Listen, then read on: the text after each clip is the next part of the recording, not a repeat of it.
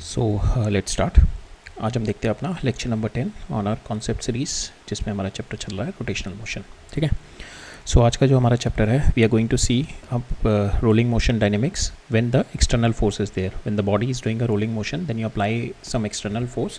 उसके बाद क्या सिचुएशन बनती है, where the friction is going to act. So those cases we are going to understand, और उसके बेसिस पे we are going to see different illustration के फोर्स हमारा डिफरेंट डायरेक्शंस में लग रही है। On that basis we are going to understand different illustrations.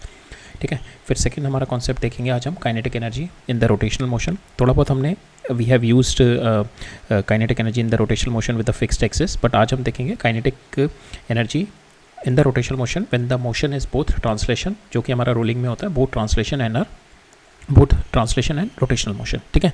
तो हम काइनेटिक एनर्जी का थोड़ा बहुत देखेंगे and we are going to see some illustration on to it. ठीक है।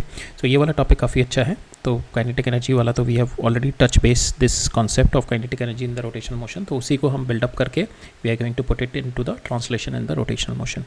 बट ये वाला टॉपिक काफ़ी इंटरेस्टिंग है, बिकॉज इस वाले टॉपिक में जो एक जैसे कहते हैं ना, फिजिक्स का एक फिलोसफिकल सब्जेक्ट है, जैसे मैं कहूँ फिजिक्स के अंदर एक फिजिकल क्वांटिटी है, that is what we call the static friction. ठीक है। वो इतनी अच्छी फिजिकल क्वांटिटी है कि आपको हवा में नहीं उड़ने देती। आपको अगर कम चीज़ चाहिए तो आपको सपोर्ट करेगा वो उसको ऑप्टिमम पे लाने पे। अगर आप बहुत हाई चले जाओगे तो आपको अपोज करेगा वापस लाने में। ठीक है। तो काफ़ी अच्छा है स्टैटिक फ्रिक्शन। तभी उसका जो है ना, जैसे कहते हैं स्टैटिक फ्रिक्शन एक काइंड ऑफ सेल्फ एडजस्टिंग है। आपको पता नहीं लगेगा किस डायरेक्शन में लगेगी until unless you go into the analysis. ठीक है। सो दैट्स वाई आज का जो हमारा टॉपिक है, whenever there is an external force जब आ जाती है, तब उसके अंदर हमारा friction, because of the friction only we have seen in the last lecture, because of the friction only our body is rolling. ठीक है।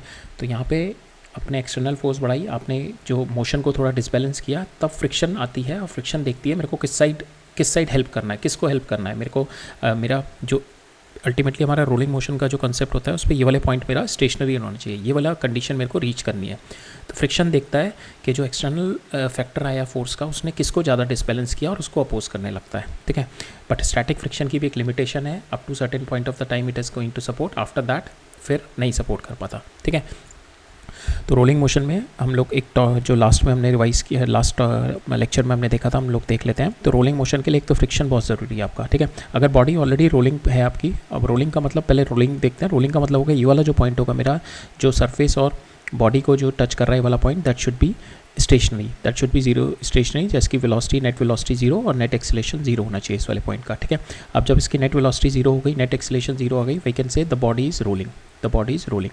अगर बॉडी रोलिंग आ गई तो I can say the body is का जो स्टैटिक फ्रिक्शन है that is zero, the body is the static, जहाँ पे फ्रिक्शन जो आ रहा है बॉडी का दैट इज जीरो, बिकॉज हमारा जो पॉइंट है that is not at all moving ना, हमारा रिलेटिव मोशन को अपोज करता है। तो यहाँ पे जब पॉइंट ही नहीं मूव कर रहा तो मेरा स्टैटिक फ्रिक्शन जीरो है। बट हाँ, इस पोजीशन को पहुँचाने के लिए स्टैटिक फ्रिक्शन आया था, और इस पोजीशन को अगर डिसबैलेंस किया तब मेरा स्टैटिक फ्रिक्शन आ जाएगा। ठीक है। अगर मेरा कंडीशन मेंटेन है कि v is equal to omega r, ठीक है, अगर if it's rotating with omega and it is moving with v, मेरी कंडीशन मेंटेन्ड है v is equal to omega r की, तो मेरा static friction will be zero. अगर जहाँ पे मेरी कंडीशन में चेंजेस आ गए, अगर मेरी v is greater than omega r आ गया, तो मेरे को ये फ्रिक्शन जो स्टैटिक फ्रिक्शन है it is going to help omega r को हेल्प करना शुरू कर देगा और इसको कम करना शुरू कर देगा, ताकि ये दोनों फिर दोबारा से v is equal to omega r पर रीच कर जाए। ठीक है। या मेरी दूसरी सिचुएशन आ जाए कि your omega r is greater than v, तो इस केस में भी स्टैटिक फ्रिक्शन आ जाएगा, स्टैटिक फ्रिक्शन आएगा तो it is going to help the person, इसको हेल्प करना पड़ेगा जो वीक है, और इसको अपोज करना शुरू कर देगा, ताकि फिर दोनों अपनी रिमेनिंग सिचुएशन पे पहुंच जाए। बट यहाँ पे ये है, स्टैटिक फ्रिक्शन की भी कुछ एक लिमिटेशन है। ये नहीं है कि अगर आपका यहाँ पे v is greater than omega आ रहा है, बट v आपका बहुत, सपोज आपके पास स्टैटिक फ्रिक्शन की, स्टैटिक फ्रिक्शन आपके पास मैक्सिमम वैल्यू सपोज 10 है। ठीक है। 10 मैक्सिमम वैल्यू है, और यहाँ पे v और ओमेगा आर के बीच में आपका डिफरेंस आ गया, v is like your v increase आपने बिकॉज सर्टेन डिसबैलेंस हुआ, जिसकी वजह से आपका वेलोसिटी जो आपकी बढ़ गई, सपोज इट हैज़ बिकम 100, और आपका ओमेगा आर जो आ गया आपका 60 आ गया। ठीक है। नाउ बेचारा एफ कितना हेल्प कर सकता है, 10 हेल्प कर सकता है, इससे ज़्यादा हेल्प ही नहीं कर पाएगा। तो ये जो 10 हेल्प है वो इसको दे देगा अपना। ठीक है। इसको 10 हेल्प दे देगा और इसको अपोज करना शुरू कर देगा। बट यहाँ पे ये रोलिंग विद स्लाइडिंग होगा, ये बेचारा उसको रोलिंग पे नहीं ला पाएगा। ये अप टू 10 तक v माइनस ओमेगा आर मेरा, इसको बैलेंस करने के लिए अप टू 10 तक ये मैनेज कर लेगा। सपोज फॉर इंस्टेंस वेलोसिटी मेरी आपकी इंक्रीज़ हो गई, पहले 10 थी। ठीक है। और आपकी ओमेगा आर भी पहले 10 थी, इसको इंक्रीज़ होकर आपकी ये 12 हो गई, नाउ ये मेरी 10 है। अब क्या है, फिर मेरे पास स्टैटिक फ्रिक्शन 10 है, तो यहाँ से 10 में से निकाल के इसको 2 दे देगा, ठीक है। तो इसको भी 12 बना देगा, या 12 नहीं बनाएगा तो इसको भी कम कर देगा, इसको पहले कम करेगा 12 को और इसको बढ़ाएगा, तो सपोज फॉर इंस्टेंस 11 बना देगा, दोनों को इक्वेट कर देगा।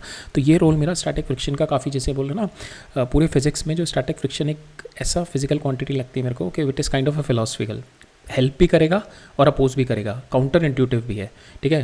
बिकॉज हमारे को जो परसेप्शन बना हुआ है फ्रिक्शन का कि it will always oppose, it is not good, but जो स्टैटिक फ्रिक्शन है it is not like that. आप चल ही स्टैटिक फ्रिक्शन की वजह से पा रहे हैं, आप मूव भी स्टैटिक फ्रिक्शन की वजह से कर रहे हैं, आपकी गाड़ी भी ड्राइव स्टैटिक फ्रिक्शन की वजह से कर रही है, तो मैक्सिमम जो हेल्प हो रही है because of static friction. But जो एक परसेप्शन बना हुआ है फ्रिक्शन का कि फ्रिक्शन ऑलवेज अपोजेस, ठीक है। So that's why am saying ये काफ़ी काउंटर इंट्यूटिव है स्टैटिक फ्रिक्शन, और स्टैटिक फ्रिक्शन जो है ऑलवेज हेल्प द वीक, ठीक है। वीक को हेल्प करेगा और फिर और उतना ही हेल्प कर सकता है जितनी उसके पास कैपेबिलिटी है, ठीक है। तो उसी कॉन्सेप्ट पे हमारा यहाँ पे भी हम लोग देखेंगे, जब मेरी एफ एक्सटर्नल आ जाती है तो क्या है, मेरे इस पॉइंट को डिसबैलेंस कर देगी। तो फॉर इंस्टेंस अगर मेरी बॉडी यहाँ पे रोलिंग, अगर मेरी बॉडी यहाँ पे suppose this body is there, ठीक है, it is not at all rolling, और मैंने यहाँ पे इसको फोर्स ऑफ फ्रिक्शन लगा दी, ठीक है। फोर्स ऑफ फ्रिक्शन, सॉरी, यहाँ पे पहले तो हमने देखा था इन द यस्टरडीज क्लास, मेरे को फ्रिक्शन ज़रूरी है to make the body rolling. अगर आपकी बॉडी अगर ये मूव कर रही है विद सम वेलोसिटी v, ठीक है, अगर यहाँ पे फ्रिक्शन नहीं होगी तो यहाँ पे ओमेगा नहीं जनरेट हो पाएगा, ओमेगा नहीं जनरेट होगा तो आपका v equal to omega r नहीं आ पाएगा, ठीक है। अगर आपका ये स्मूथ सरफेस है तो फ्रिक्शन चाहिए।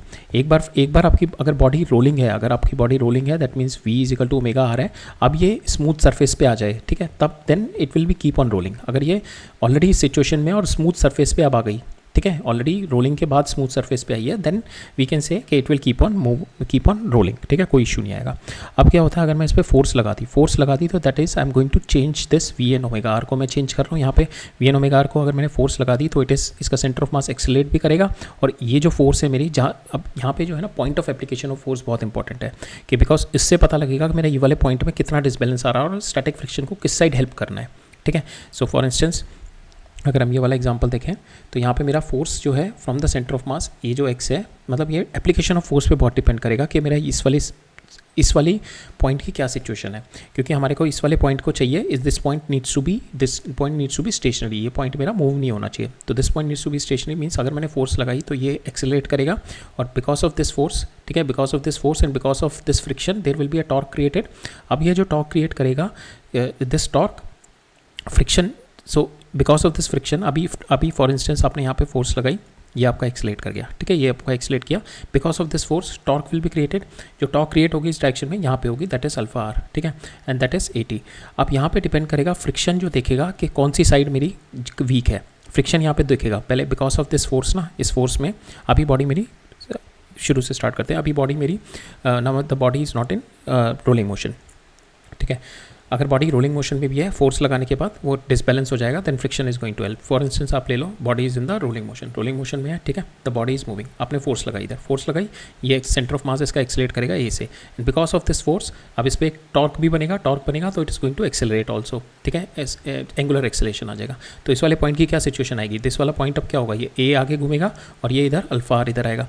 अब यहाँ पे देखेगा मेरा स्टैटिक फ्रिक्शन, देखेगा मेरा फ्रिक्शन, देखेगा कि यहाँ पे मैं इन दोनों को किस तरीके से बैलेंस करूँ, जो वीक है उसको दे देगा, ठीक है, और जो स्ट्रॉन्ग है उसको वीक करना शुरू कर देगा, ताकि दोनों बैलेंस हो जाए, ठीक है। बट इसकी भी कुछ एक लिमिटेशन है, जैसे मैंने बताया कि इसकी भी अपनी मैक्सिमम वैल्यू होती है, that is mu into N, इसकी भी मैक्सिमम वैल्यू होती है। अगर इससे ज़्यादा इन दोनों के बीच में डिफरेंस आ गया तो ये इसको नहीं क्लियर कर पाएगा, ठीक है। तब ये दोनों को जो कंडीशन है मेरी a is equal to alpha r पे रीच नहीं करा पाएगा, अगर ये डिफरेंस बहुत ज़्यादा आ जाता है। अगर मेरा एक्सेलरेट में इतना ज़्यादा हो जाता है और मेरा अल्फा आर मेरा इतना ज़्यादा मेरा एंगुलर एक्सेलेशन नहीं डल पाता है और मेरा एक्सेलेशन ज़्यादा हो जाता है, तब मेरा ये हेल्प नहीं कर पाएगा, ये up to certain level help कर पाता है। तो यहाँ पे स्टैटिक फ्रिक्शन देखेगा आप कौन सा कम है और उसी डायरेक्शन में हेल्प करना शुरू कर देगा। अगर फॉर इंस्टेंस इस वाले पॉइंट पे आपका ये 80 है और ये आपका अल्फा आर आ गया, ठीक है। नाउ फॉर इंस्टेंस आपने जो फोर्स लगाई वो ऐसी फोर्स लगाई कि आपने अल्फा बहुत ज़्यादा क्रिएट कर दिया, alpha is very much high, तो अल्फा ज़्यादा क्रिएट कर दिया तो आपका alpha are is greater than your 80, alpha r की वैल्यू है आपकी 80 से ज़्यादा आ गई, दैट मीन्स आप जो फ्रिक्शन हेल्प करेगा that is going to help this 80, तो फ्रिक्शन इस पर आगे लगना शुरू हो जाएगा।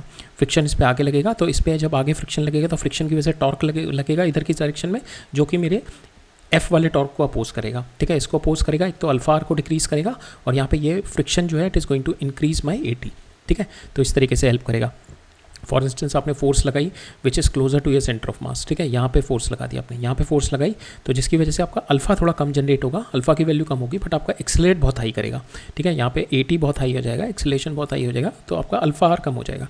अब यहाँ पे फ्रिक्शन फिर देखेगा कि मेरी अल्फा टी है जो है AT जो है that is AT minus alpha r check करेगा, तो यहाँ पे देखेगा AT की वैल्यू ज़्यादा है, मेरी AT की वैल्यू ज़्यादा है, तो क्या करेगा, फ्रिक्शन मेरा क्या आएगा, पीछे साइड में आएगा ताकि इसको अपोज करे और इसको सपोर्ट करे। तो यहाँ पे जब मेरा AT ज़्यादा आ जाएगा, AT is greater than your alpha are, ठीक है, तो मेरा यहाँ पे क्या आएगा, फ्रिक्शन पीछे की साइड में लगेगा, ठीक है, फ्रिक्शन पीछे की साइड में लगेगा, दैट मीन्स इसको AT को डिक्रीज़ करेगा और अल्फा आर की अल्फा को बढ़ाएगा, ठीक है, इसकी टॉर्क को बढ़ाएगा ताकि मेरा ये टॉर्क जनरेट करेगा ताकि मेरा ये अल्फा और बढ़े, ठीक है, अल्फा बढ़ेगा तो अल्फा आर बढ़ेगा और AT कम होगा तो एक पोजीशन आएगा AT equal to alpha are हो जाएगा।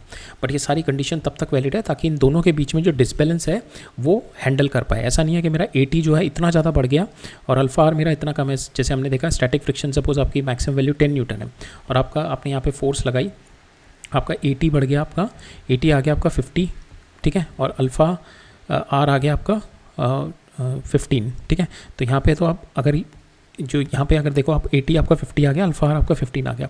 अब फ्रिक्शन क्या है, फ्रिक्शन मैक्सिमम 10 तक हेल्प कर सकता है, ठीक है, दोनों केस में, इन दोनों के डिफरेंस में मैक्सिमम 10 तक हेल्प करेगा। तो अब इसको भी अगर हेल्प करेगा, ठीक है, तो इसको कितना हेल्प कर सकता है, मैक्सिमम 10 तक, तो यहाँ पे इसको 25 भी पहुँचा पाएगा। तो now this is a case of rolling भी करेगा बॉडी और मेरा स्लाइड भी करेगा, और स्लाइड क्या करेगा, मेरा फॉरवर्ड स्लिपिंग करेगा, ठीक है, because my acceleration is higher than this, ठीक है। तो इस केस में फ्रिक्शन ने हेल्प तो किया बट अपने ऑप्टिमम अपने मैक्सिमम लिमिट तक हेल्प कर पाया, उससे ज़्यादा नहीं हेल्प कर पाएगा, ठीक है। So that is a concept of friction, right. अब हम देखते हैं विल गो, अब हमने थोड़ा इंट्यूशन ले ली, we are going to deep into our analysis में चलते हैं, थोड़ा इसको एनालाइज करते हैं with our equations and all, ठीक है। तो कंडीशन क्या होती है हमारी रोलिंग की कि ये वाले पोजीशन जो है स्टेशनरी होना चाहिए, तो इस पे जो मेरी एक्सेलेरेशन होगी दैट शुड बी जीरो। तो मैंने यहाँ पे फोर्स लगाई, ठीक है, तो यहाँ पे दिस शुड बी जीरो। तो यहाँ पे जो एक्सेलेरेशन होगी, जो सुपर पोजिशन ऑफ माई, अब इसकी वजह से इनिशियली हम लोग क्या लेके चल रहे हैं, हमारा फ्रिक्शन अभी जीरो लेके चल रहे हैं, बिकॉज हमारे को देख के नहीं पता लगेगी यहाँ पे फ्रिक्शन की वैल्यू, केवल इस पॉइंट पे क्या टेंडेंसी है मोशन की उसको देख के पता लगेगी। हम लोग डायरेक्टली नहीं लगा सकते, आप लगा भी दो, लेकिन जब इक्वेशन में आपकी अपोजिट नेगेटिव वैल्यू आएगी then you have to change it. But अभी हमें को नहीं पता लग रही कि देख के नहीं बता सकते फ्रिक्शन आगे लगेगी, पीछे लगेगी, या फ्रिक्शन जीरो होगी, ठीक है, बिकॉज अल्फा टी अगर AT is equal to alpha r आ गया तो फ्रिक्शन जीरो हो जाएगी, तो अभी हम देख के नहीं बता सकते, ठीक है। तो अभी हम क्या करते हैं कि अगर हमें नहीं पता लग रहा तो हम लोग फ्रिक्शन को हटा के will just calculate this, because of this force there will be an acceleration created and there will be an angular acceleration created, और एक सेंटर ऑफ मास एक्सेलेरेट करेगा, ठीक है। तो मेरी इस पॉइंट की जो मेरी टेंडेंसी आएगी मूवमेंट की, दैट इज़ इस पॉइंट की जो एक्सेलेरेशन आएगी that is A translation plus A rotational. A translation कितनी आएगी, that is nothing but F divided by जो मेरा मास है, ठीक है, and which is going to move it in this direction. और जो A टेंजेंशियल आएगी जिसकी वजह से इस वाले पॉइंट की मेरी linear acceleration because of alpha rotation कितनी आएगी मेरी, that is F into x, ठीक है, टॉर्क जो जनरेट करेगा that is equal to I alpha, ठीक है। तो यहाँ से मेरा आपके पास AR आ जाएगा।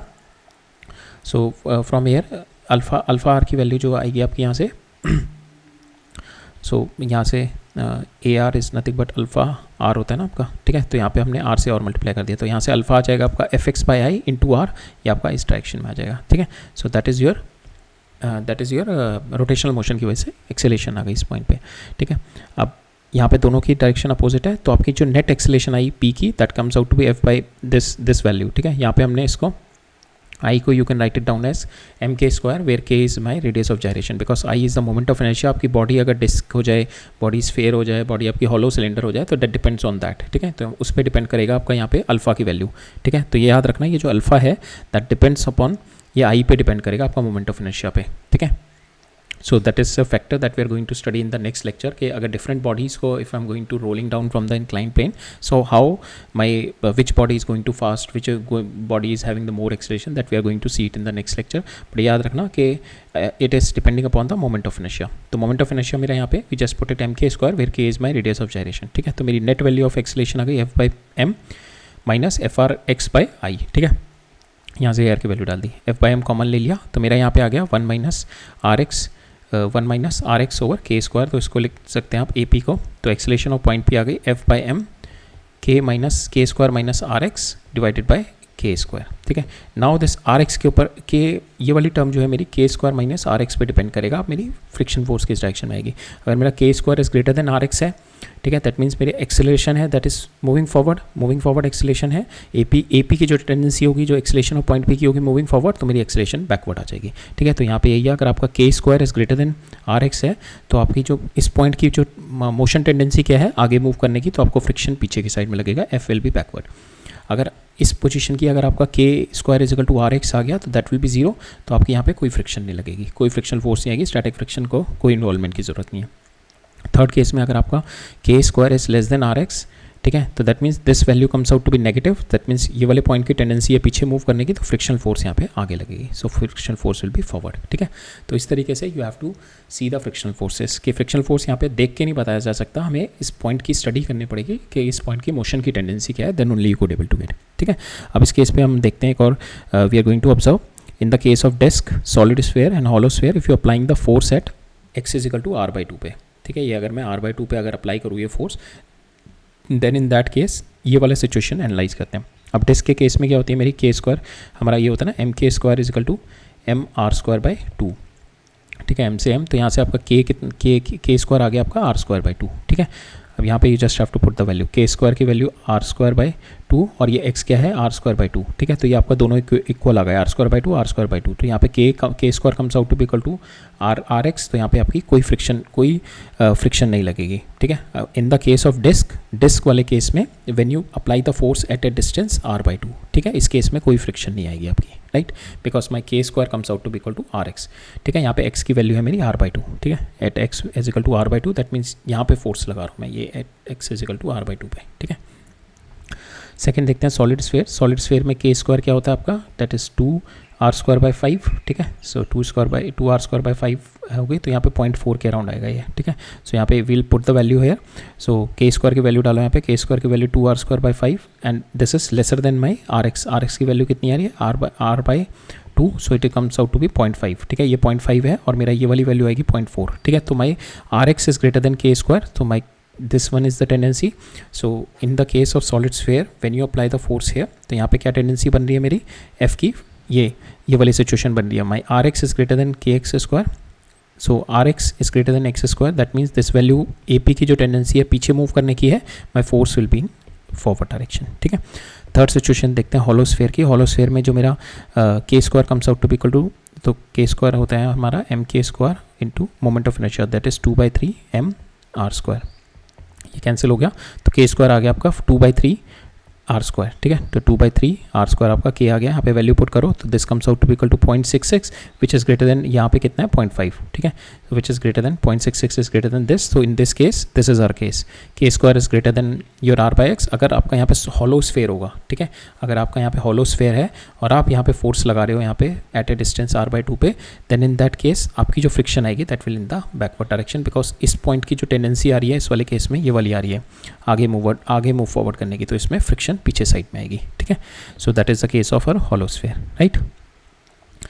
तो ये तो केस हो गया हमारा ऊपर साइड में। अगर नीचे की साइड में लगेगा तो कोई इशू नहीं है, बिकॉज अगर मैं नीचे की साइड में कहीं पे भी फोर्स लगाऊंगा तो यह फोर्स जो है एक्सलेट तो ये इसको आगे करेगा प्लस इसको रोटेट इस डायरेक्शन में करेगा, तो इस वाले पॉइंट में हमेशा जो है जो मेरी टेंडेंसी मूव होगी आगे की साइड में मूव ऑन होने की आएगी। देखो ना, ये जो अल्फा आएगा इस डायरेक्शन में मूव करेगा बिकॉज ऑफ दिस फोर्स।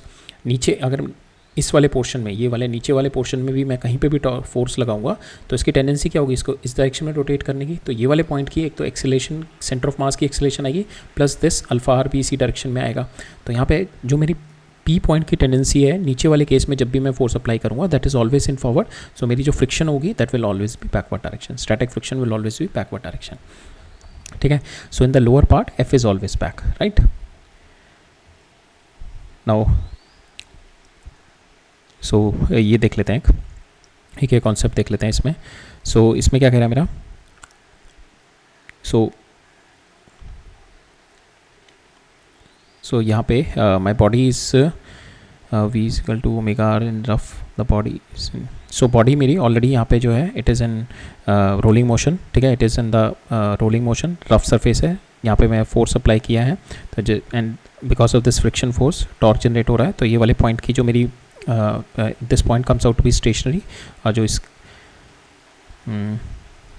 सो इसमें क्या है पहले मेरा, तो बॉडी वॉज, इस पर आपने जब फोर्स अप्लाई करोगे तो आपकी इसकी एक्सेलेरेशन बढ़ेगी, बट एक्सेलेरेशन बढ़ेगी, अभी suppose for instance initial case लिखो कि body is at rest, body rest पे है, ठीक है। तो आपने इस पर यहाँ पे फोर्स लगाई, जब आप फोर्स लगाओगे इस पर, जब फोर्स लगाओगे तभी फ्रिक्शन आनी शुरू होगी, नहीं तो ये बॉडी रेस्ट पे रहेगी, तभी फ्रिक्शन आएगी ना, जब ये इसकी टेंडेंसी होगी आगे मूव करने की, तो ये वाले पॉइंट की आगे मूव करने की टेंडेंसी है, फ्रिक्शन फोर्स पीछे आएगी, अब क्या है फ्रिक्शन फोर्स इस पर टॉर्क जनरेट करेगी। तो at certain point of the time क्या होगा यहाँ पे, इस पोजीशन के मेरा स्टेशनरी हो जाएगा। तो जब तक ये रफ सरफेस में घूमता रहेगा, जब तक suppose for instance this point पे a is greater than your alpha are, ठीक है, धीरे धीरे दिस पॉइंट रफ सरफेस में a will get equal to alpha r. तो यहाँ से यहाँ तक जो होगा, यहाँ पे फ्रिक्शन फोर्स एक्ट करेगी, that is your kinetic friction, sliding friction आएगी, ठीक है, स्लाइडिंग फ्रिक्शन जो कि काइनेटिक फ्रिक्शन है मेरी, ठीक है। जब a is equal to alpha are हो गया, तब इसके बाद से मेरी स्टैटिक फ्रिक्शन वर्क हो, तब इसके बाद मेरी friction will be zero, friction मेरी जीरो हो जाएगी इसके बाद, ठीक है। जब तक ये स्लाइड करता हुआ आएगा तब तक मेरी स्लाइडिंग फ्रिक्शन रहेगी, उसके बाद मेरी friction will comes out to be zero, ठीक है। इस केस में मेरी जैसे मेरा यहाँ पे ये at the point it reaches it's value, जैसे ही अपनी ये रोलिंग वाली कंडीशन पे पहुंचता है, my friction comes out to be zero, ठीक है। फिर उसके बाद वो रोल करता रहेगा under the zero friction force, ठीक है, जीरो फ्रिक्शन फोर्स, बिकॉज मेरा पॉइंट ऑफ कॉन्टैक्ट मेरा it is at a zero relative motion, ठीक है। अब उसके बाद क्या कह रहा है, ये बॉडी अब एंटर कर गई मेरे, the body enter into the smooth surface. अब ये बॉडी रफ से पहले इसने क्या किया, it is going into the rolling motion, अब ये क्या गया, अब ये रफ सरफेस स्मूथ सरफेस पे आ गई। स्मूथ सरफेस पे आते क्या हो जाएगी मेरी स्मूथ सरफेस पे जो है मेरी ये फ्रिक्शन फोर्स जीरो हो जाएगी, f will get equal to zero.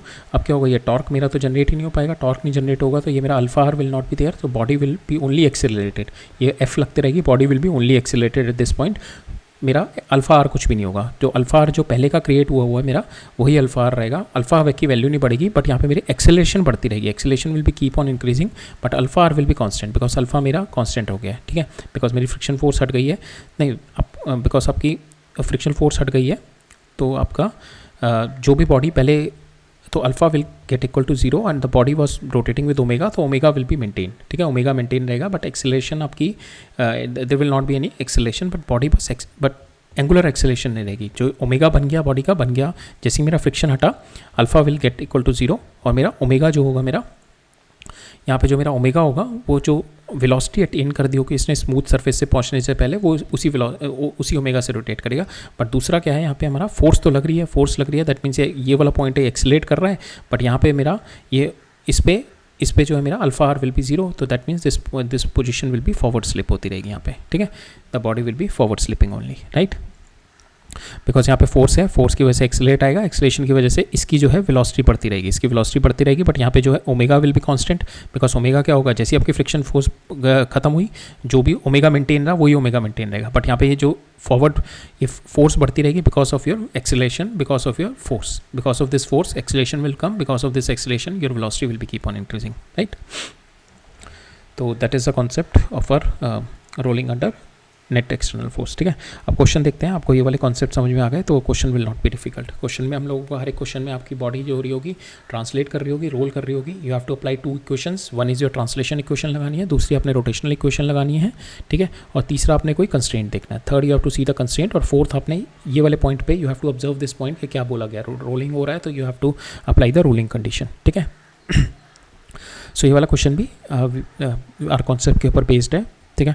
तो यहाँ पे क्या कह रहा है मेरा कि a force of magnitude f is applied on a rolling body, ठीक है, on a rolling body of mass m, ठीक है, बॉडी ऑलरेडी रोल कर रही है, जैसे आपने फोर्स लगाओगे, ठीक है, तो इसकी वजह से डिसबैलेंसेस आ जाएंगे। अगर ऑलरेडी बॉडी मेरी रोल कर रही थी, that means body will be having v is equal to omega are से मेरी बॉडी रोल कर रही थी, जैसे ही आपने फोर्स लगाई, नाउ इस पर एक्सेलेरेशन भी आ जाएगी, and because of this it started इसका एक एंगुलर एक्सेलेरेशन भी आ जाएगा, इट स्टार्टेड रोटेटिंग ऑल्सो, तो जिसकी वजह से मेरा इस वाले पॉइंट पे डिसबैलेंस आ जाएगा, इस वाले पॉइंट पे डिसबैलेंस आ जाएगा। अब मेरा स्टैटिक फ्रिक्शन आएगा to get in to bring both of them at the static friction आएगा to bring both of them in the alpha is equal to omega, alpha are is equal to acceleration. तो इस वाली situation को maintain करने के लिए मेरा static friction आएगा, पर किस डायरेक्शन में आएगा that we have to find out seeing all this scenarios, ठीक है।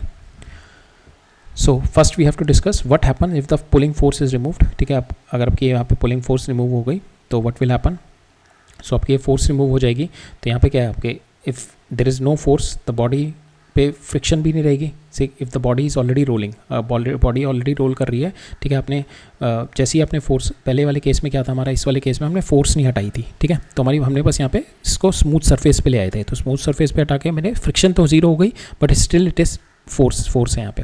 अब क्या, मैंने रफ सरफेस मेंटेन रखा हुआ है, बट मैंने यहाँ से फोर्स हटा दी। अब जब आपने फोर्स हटा दी तो यहाँ पे जो है आपकी फ्रिक्शन क्या करेगी, friction is nothing but it is friction जो आपकी है करती है, friction will also get zero because there is no relative motion इस वाले पॉइंट का, because already it is rolling. ये ऑलरेडी रोल कर रहा था ना, फ्रिक्शन तो तब आया था जब इसको फोर्स की वजह से ये एक्सीलरेट कर रहा था, ठीक है। And then friction will be there to bring it into the rolling motion scenario में। तो जैसे ही आपने फोर्स हटाओगे आप फ्रिक्शन हट जाएगी, जो बॉडी ऑलरेडी ये रोल कर रही थी v=ω/r से, it will be keep on rolling with same velocity से करेगी, और यहाँ पे इसकी ओमेगा विल बी मेंटेन, ठीक है, जैसे आपने फोर्स हटा दी यहाँ पे, right. So as the force in remove there is no slipping tendency, ठीक है, because it is already rolling with v=ω/r से रोल कर रही है, ठीक है। आपने फोर्स हटा दी, फोर्स जैसी आपने हटाई यहाँ पे, सो फॉर इंस्टेंस ये यहाँ पे जैसी फोर्स थी आपकी, तो ये a=α/r से रोटेट कर रही थी, ठीक है। Because at that instant, because of this a there will be a velocity, because of this alpha there will be an omega, तो यहाँ पे v=ω/r भी एक सिचुएशन बन रही होगी, ठीक है। अब जैसे आपने फोर्स हटाई, ठीक है, वैसे आपकी फ्रिक्शन भी हट जाएगी, ठीक है। फ्रिक्शन का भी कोई रोल नहीं आएगा आपका, जैसे आपने फोर्स हटाई, बिकॉज यहाँ पे क्या है, ये वाला पॉइंट जो है मेरा, बिकॉज फ्रिक्शन आपका कब आता है, जब रोलिंग नहीं कर रहा होता। यहाँ पे फ्रिक्शन तो ऑलरेडी वॉज जीरो, फ्रिक्शन तो अगर स्लाइडिंग होगा तभी आएगा, तब जब when the body was already rolling, body already roll था, फ्रिक्शन तो ऑलरेडी जीरो था यहाँ पे, friction was already zero there when the body was rolling. Friction अगर जीरो था, आपने फोर्स हटा दी, योर f=0 और फ्रिक्शन वाज ऑलरेडी जीरो, तो बॉडी जो आपकी ये वाला मेंटेन था ना एट सर्टेन टाइम t, तो इसी से ये v=ω/r से रोटेट होती रहेगी, ठीक है। इसी से ही ये रोलिंग होती रहेगी v=ω/r से, जो भी आपका जिस पोजीशन पे आपने फोर्स हटाई है, ठीक है। बिकॉज रोलिंग कंडीशन में हमारी जो फोर्स होती है, friction force will be zero, because इस पॉइंट पे मेरा I will not be having जब दिस पॉइंट का कोई भी रिलेटिव मोशन नहीं हो रहा था, so that's why we say कि this point is at zero relative motion, so friction force will be zero when the body is in under the rolling motion, ठीक है। अब क्या है, मेरे को अब डिस्कस करना है कि discuss the different possibilities when the pulling force act, जब पुलिंग फोर्स मेरी सेंटर पे एक्ट कर रही है, अबव द सेंटर कर रही है और बिलो द सेंटर कर रही है, ठीक है। तो हम निकालते हैं, we are going to find out the friction की वैल्यू निकालते हैं, it will come out in some किसी फॉर्म में, किसी फिजिकल क्वांटिटी से रिलेशनशिप बनेगा, and then we are going to do, ठीक है। तो अब देखते हैं हम ये वाला केस देखते हैं। सेकंड केस है जब मेरी फोर्स एक्ट कर रही है एट ए डिस्टेंस r पे एक्ट कर रही है, ठीक है। तो नाउ हम लोगों को दो इक्वेशन बनाएंगे, एक टॉर्क इक्वेशन बनाएंगे और एक हम इसकी torque equation, and the second हम इस पे ट्रांसलेशन इक्वेशन लगाएंगे। ट्रांसलेशन इक्वेशन लगाते हैं, दिस इज फोर्स ये एक्ट कर रही है, इस पर फ्रिक्शन फोर्स पीछे कर रही है, ठीक है। Because when the force act on to it, तो क्या करेगा, अब ये डिसबैलेंस कर देगा। तो now we have to find out कि इस पोजीशन की, इस वाले पॉइंट की क्या पोजीशन है, ठीक है। सो आपने फोर्स लगाई, ये एक्सेलरेट किया, वी कंसीडर कि इस पे फ्रिक्शन फोर्स पीछे साइड में लगा, ठीक है। अभी हम लोग देखेंगे सिचुएशन कि हमारी ये कंडीशन जो है physical to back side right है या रॉन्ग है, ठीक है। तो उसके लिए हम लोगों ने अभी क्या किया, बिकॉज फर्स्ट इंस्टेंट क्या होगा, जब आप इस पर फोर्स लगाओगे ये एक्सेलरेट करेगा, तो ये वाला पॉइंट भी एक्सेलरेट करेगा, तो जिसकी वजह से आपका, बिकॉज एक्सेलेरेशन पहले आएगा रादर देन ये अल्फा में भी इतनी जल्दी फास्ट ना पड़े, हमारा एक्सेलेरेशन एकदम आ जाएगा, तो वी कैन से कि friction force at first instant हमारे को पीछे लगती हुई दिख रही है, ठीक है, बिकॉज माई एक्सेलेरेशन एकदम से आ जाएगा जैसे मैंने फोर्स लगाई, ठीक है। तो हम ये वाला एक एजम्पशन लेके चल रहे हैं, बट इसकी वैल्यू हम लोग देखेंगे कि आगे लगेगी पीछे लगेगी, ठीक है। तो यहाँ पे आप पहली ट्रांसलेशन इक्वेशन लगा दी अपनी, f - f = ma, ठीक है। ये आपकी पहली ट्रांसलेशन इक्वेशन आ गई। दूसरी आप लगाएंगे अब इसमें रोटेशनल वाली, तो हम इस वाले पॉइंट के अबाउट लगाते हैं इसका rotational motion, that is f × r+r हो जाएगा ये डिस्टेंस, ठीक है। This is your r and this is your small r, तो r+r और इसका जो हो जाएगा फ्रिक्शन का टॉर्क विल बी जीरो, तो f × r+r × i क्या हो जाएगा, जो centre of mass plus this mr², centre of mass के about moment of inertia plus mr² × alpha, यहाँ से आपका अल्फा की वैल्यू आ जाएगी, ठीक है। हमें बेसिकली फ्रिक्शन चाहिए इसमें, ठीक है। We have to see the friction. Alpha आपकी आ गई, अल्फा में अब एक्सेलेरेशन के लिए आप कर दो a = α r, ठीक है। A is equal to alpha r for the rolling, so यहाँ से अल्फा आ गया आपका, यहाँ पे एक्सेलेरेशन आ जाएगा आपका ए इजिकल टू अल्फा आर डाल के, ठीक है। So that is the value of your acceleration. Now this acceleration you put it in this equation, तो यहाँ से आपका फ्रिक्शन फोर्स आ जाएगी, तो फ्रिक्शन फोर्स की जो वैल्यू आएगी आपको ये वाली वैल्यू मिल जाएगी, ठीक है। जैसे आप अल्फा आपने निकाल लिया, अल्फा से आपने ए निकाल लिया, ठीक है, ए को आपने इस वाली इक्वेशन में डाल दिया, यहाँ से आपका एफ इज़ ओनली अननोन, तो एफ की वैल्यू आ जाएगी, एफ आपका आ गया इस वाली सिचुएशन में, f is equal to capital f I c जो सेंटर ऑफ मास के about inertia minus m small r into capital r divided by I c plus M R square. ना यहाँ पे ये वाली टर्म है that is going to define r कि आपकी फ्रिक्शन क्या होगी, ठीक है। अगर ये वाली टर्म आपकी पॉजिटिव, अगर आर इज़ जीरो, हमारे को बोल रहा है सेंटर पे देखना है, R is equal to centre पे मतलब R is equal to zero, तो ये वाली टर्म तो कैंसिल हो गई, बट स्टिल ये वाली टर्म मेरी पॉजिटिव आएगी, ये टर्म पॉजिटिव आएगी, तो आई कैन से फ्रिक्शन जो हमने एज्यूम करी है it will be acting in the backward direction, ठीक है। जो हमने एज्यूम करा है वो ठीक है। अब सेकेंड केस देखते हैं, when your R is greater than zero, ठीक है। वो केस कौन सा है कि यहाँ पे कहीं पे मेरी फोर्स लग रही होगी, in this direction my force will be there, ठीक है, ऊपर वाली साइड में, when r is greater than zero. अगर r is greater than zero है, बट सेकेंड सिचुएशन इज कि मेरा आर है but it is less than I C by M R, ठीक है, but it is less than I C by M r, तो that means this value comes out to be positive, ये value positive आएगी, तो ये value positive आ गई, तो मेरी फ्रिक्शन का वैल्यू पॉजिटिव आएगी, दैट मीन्स जो मैंने एज्यूम करी है मेरी फ्रिक्शन बैकवर्ड ही लगेगी। सेकंड केस है मेरा ये आर की value it is greater than I C by M R, ठीक है, दैट मीन्स ये वाली वैल्यू मेरी अब लेस देन जीरो आ जाएगी, नेगेटिव आ जाएगी, दैट मीन्स जो मैंने फोर्स ऑफ फ्रिक्शन सोचा हुआ है व्हेन योर आर की value is greater than I C over M R, ठीक है, उस केस में क्या होगी, ये वाली टर्म जो होगी that will comes out to be negative हो जाएगी, ये नेगेटिव हो गई, जो मैंने फ्रिक्शन की वैल्यू सोची हुई है उससे अपोजिट लगेगी, then in that case friction will be in forward direction, ठीक है, फ्रिक्शन फॉरवर्ड हो जाएगी। थर्ड केस क्या है मेरा, when r is equal to I C over M r हो गया, ठीक है, तो in this case this terms will be zero, तो my friction force will be zero, इस केस में मेरी friction force will be zero, right. नीचे वाला केस तो हमारा हमेशा फ्रिक्शन फोर्स पीछे ही लगती है, तो इसमें हमारे को इससे भी पता लग जाएगा, when R is less than zero, जब आपकी लेस देन जीरो यहाँ पे नेगेटिव वैल्यू आएगी तो ये पॉजिटिव बना देगी, तो ये ऊपर वाली चीज़ हमेशा पॉजिटिव रहेगी, तो friction force will always B at the backward direction, ठीक है, तो यहाँ पे आपके फ्रिक्शन फोर्स हमेशा बैकवर्ड रहेगी, ये हमने लास्ट स्लाइड में भी देख लिया था, ठीक है, राइट। अब इस पर जल्दी से विल सी द क्वेश्चंस में हमारी अप्रोच यही है, ट्रांसलेशन लगाना है, रोटेशन लगाना है, कंस्ट्रेंट देखने हैं, ठीक है। तो हम इसमें we are going to see stepped pulley देखेंगे, जिसमें हम लोग एक फोर्स नीचे साइड में लगा रहे हैं, तो नीचे साइड में तो आपको पता ही है फ्रिक्शन फोर्स पीछे साइड में लगेगी, एक इसमें फोर्स ऊपर की साइड में लगा रहे हैं from the centre of mass. यहाँ पे we have to consider the scenarios, different scenarios लेने पड़ेंगे फॉर द टू अंडरस्टैंड कि फ्रिक्शन किस डायरेक्शन में लगेगी आफ्टर टेकिंग कि इस वाले पॉइंट की टेंडेंसी ऑफ मोशन क्या है, ठीक है। सेम वे हम लोग फिर से स्टेप्ड पुली में we are going to see the force in this direction and we are going to see the external force in this direction. तो हम चारों केस देखेंगे, when we apply force here here here and here, ठीक है, चारों forces लगा के देखते हैं। तो पहला वाला केस है मेरा कि when you apply the force here the body we have to find out the acceleration alpha and friction की कंडीशंस निकालनी है when the body is started rolling, ठीक है।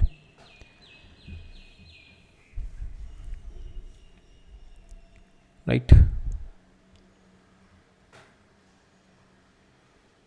सो बेसिकली हमने यहाँ पे देखा था ना, एक मिस्टेक हो गई मेरे से, तो यहाँ पे हमने देखा था कि when you apply the force here, नहीं हमने इस वाले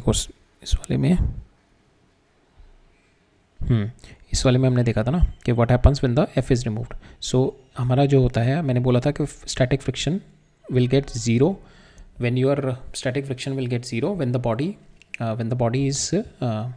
body is rolling, but this is not the case, static friction will be there when your f is there, क्योंकि आपका एफ रहेगा तो एफ क्या करेगा, इस पॉइंट को एक्सलेट करेगा तो ये वाला पॉइंट एक्सलेट होता रहेगा। अगर आपको ये वाला पॉइंट एक्सलेट हो रहा है तो आपका जो स्टैटिक फ्रिक्शन है दैट शुड बी कंटिन्यूस। अगर आपकी एक्सटर्नल फोर्स है तो पहले भी मैंने इस वाले स्लाइड में भी गलत बता दिया था कि अगर आपकी बॉडी जो है v equal to omega are से रोटेट, अगर यहाँ पे एक्सटर्नल फोर्स नहीं है तब आपकी static friction will be zero, ठीक है। जब आपका v equal to omega R पहुँच गया, ठीक है, तब आपका स्टैटिक फ्रिक्शन जीरो हो जाएगी, ठीक है, इन दिस केस। बट अगर आपकी फोर्स लगी रही है, यहाँ पे फोर्स लग रही है, दैट मीन्स आपको ये वाला सेंटर ऑफ मास एक्सेलरेट कर रहा है, तो ये वाला पॉइंट हमेशा एक्सेलरेट कर रहा है, तो इसके लिए मेरे को हमेशा एक अल्फा आर चाहिए होगा टू बैलेंस दिस, ठीक है, और उसके लिए मेरे को हमेशा फ्रिक्शन चाहिए होगी, स्टैटिक फ्रिक्शन।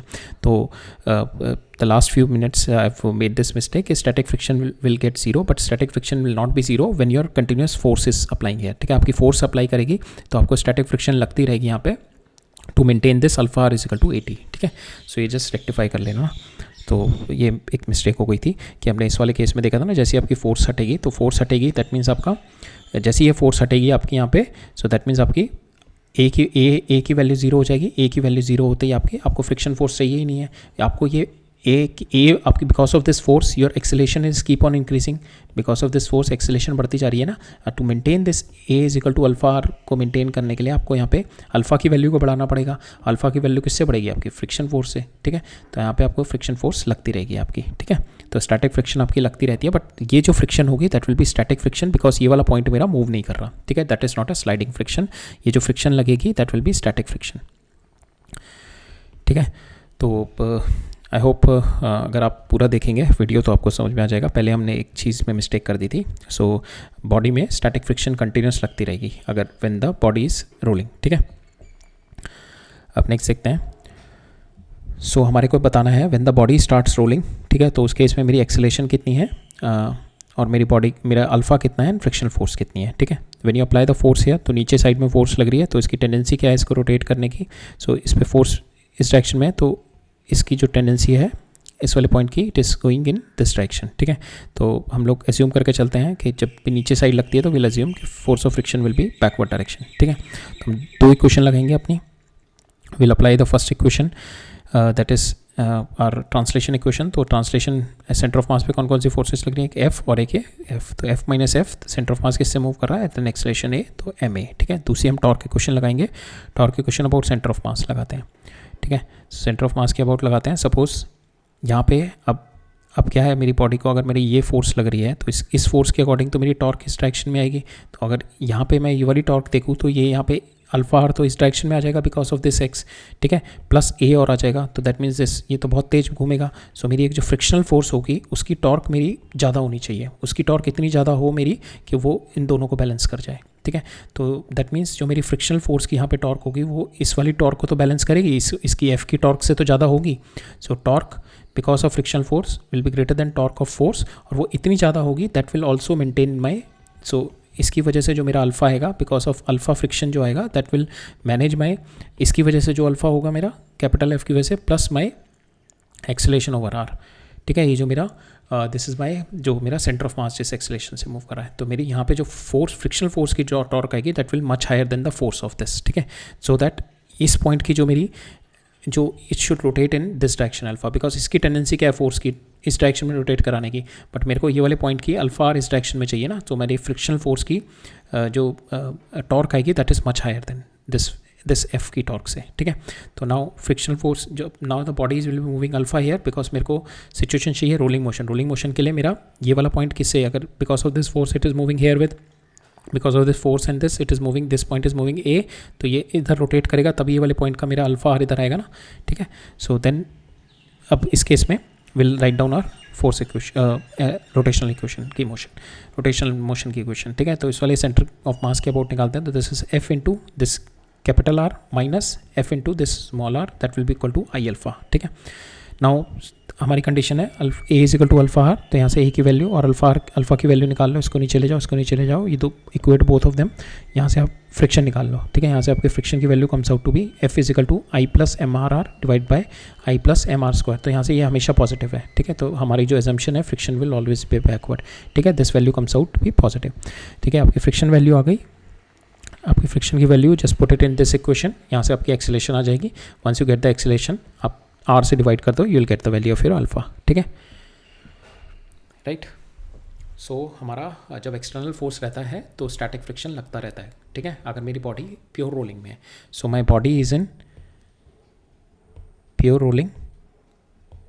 रोलिंग का मतलब हो गया मेरी condition a is equal to alpha are, ठीक है। That is my condition of pure rolling and my body is पे फोर्स लग रहा है, ठीक है। इन दैट केस मेरी जो फ्रिक्शनल फोर्स होगी विल ऑलवेज बी स्टैटिक, हमेशा स्टैटिक फ्रिक्शनल फोर्स होगी, ठीक है। That value is less than mu into N, जो कि मेरी लिमिटिंग वैल्यू है, ठीक है। याद रखना, यहाँ पे ये मिस्टेक हो गई थी, तो जस्ट रिमेंबर दिस थिंग। और अगर आपकी बॉडी यहाँ पे बॉडी आपकी अब क्या कर रही है, प्योर रोलिंग नहीं कर रही, दैट मीन्स बॉडी आपकी रोल कर रही है प्लस स्लाइड कर रही है, ठीक है। In that case your A will not be equal to alpha R नहीं होगा, तो इन दिस केस में आपकी जो फ्रिक्शन आएगी that will be equal to mu times of N, ठीक है। तब आपकी स्लाइडिंग फ्रिक्शन आ जाएगी। बट इस केस में जब आपकी बॉडी प्योर रोलिंग है then there will be static friction जिसकी value should be less than mu n. तो आपका अगर आपकी म्यू की वैल्यू कम है, आपको एक आगे हम क्वेश्चन देखेंगे जिसमें मैं म्यू की पे भी डिपेंड करेगा हमारा बिकॉज स्टैटिक फ्रिक्शन की लिमिटिंग वैल्यू आपकी म्यू पे डिपेंड करती है ना, तो आपकी बॉडी अगर रोल कर पाएगी या नहीं रोल कर पाएगी, that depends on the value of your mu also. देखते हैं अभी आगे शायद एक क्वेश्चन है हमारा, सो विल सी दैट। अब नेक्स्ट क्वेश्चन देखते हैं। सो इस क्वेश्चन में क्या कह रहा है, सो अभी काफ़ी क्वेश्चन है, आई थिंक हम लोग नहीं कर पाएंगे आज काइनेटिक एनर्जी वाला, कोई बात नहीं, नेक्स्ट लेक्चर में देखेंगे, अभी काफ़ी क्वेश्चन हमारे रह गए हैं ऑलरेडी। नेक्स्ट क्वेश्चन देखते हैं। अब इस क्वेश्चन में भी हमारी पास फोर्स यहाँ पे है, but we have to find out all three same factor rolling में। जब ये रोलिंग सिचुएशन आ जाएगी तब इसमें मेरी ए, अल्फा एंड फ्रिक्शन की वैल्यू निकालनी है, ठीक है, तीनों वैल्यू निकालनी है मेरे को इसमें।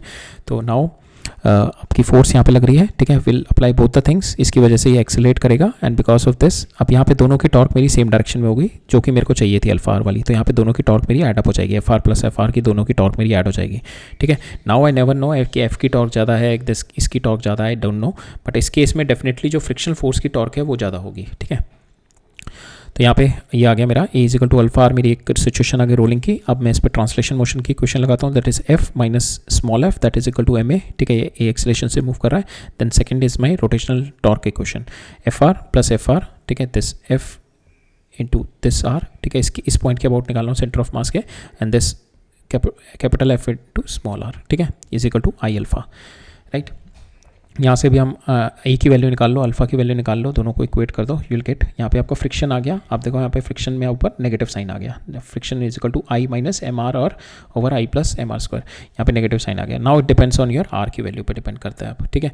अगर आर की वैल्यू, अगर आपकी यहाँ पे ये आई की value is greater than R ले लो या आई ले लो, यहाँ पे अगर हमारी यहाँ पे आई की value is greater than this, तो दैट मीन्स आपकी फोर्स ऑफ फ्रिक्शन की पॉजिटिव वैल्यू आएगी, जो आपने डायरेक्शन सोची है वो सही डायरेक्शन है, बैकवर्ड।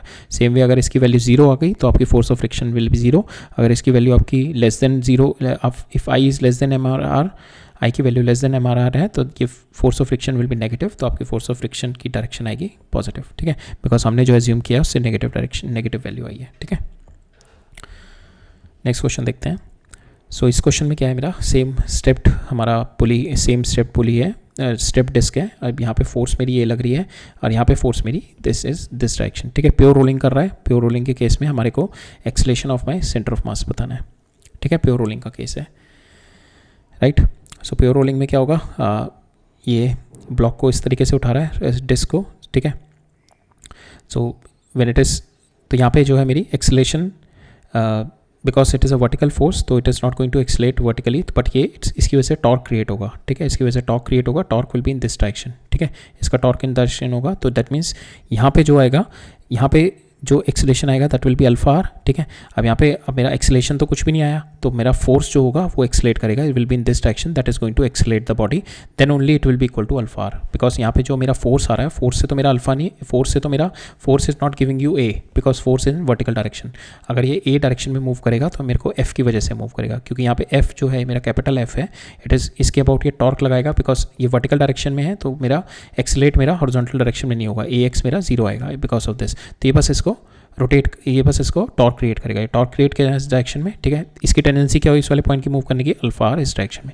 तो अब क्या है, मेरा फोर्स इस डायरेक्शन में आएगा because the body is rolling, तो फोर्स फ्रिक्शन फोर्स मेरा इस डायरेक्शन में आएगा, which is going to increase my acceleration, a की वैल्यू बढ़ाएगा ये, ठीक है, ए की वैल्यू बढ़ाएगा, और फोर्स आपका फ्रिक्शन फोर्स इस डायरेक्शन में, तो आपकी एक टॉर्क, नेगेटिव टॉर्क इस डायरेक्शन में क्रिएट करेगा, ताकि ये अल्फा की वैल्यू कम करे, और ये आपकी to reduce down the value of alpha because of F, ठीक है। तो इस सिचुएशन में ये होगा। सेकंड सिचुएशन क्या है, जब आपको डाउनवर्ड लग रहा है, तो इस केस में भी, डाउनवर्ड केस में भी आपके पास एक्सेलेरेशन तो आएगी नहीं, तो but it this capital F, ये जो कैपिटल एफ है आपका डाउनवर्ड में जो पुल हो रहा है, इसकी वजह से टॉर्क क्रिएट करेगा। टॉर्क किस डायरेक्शन में, इस डायरेक्शन में। आप इस वाले पॉइंट की टेंडेंसी क्या है, पीछे मूव करने की होगी, पीछे मूव करने की होगी, तो दैट मीन्स फ्रिक्शन क्या करेगा, आगे हेल्प करेगा। Friction is, static friction is going to help it in moving forward, ठीक है।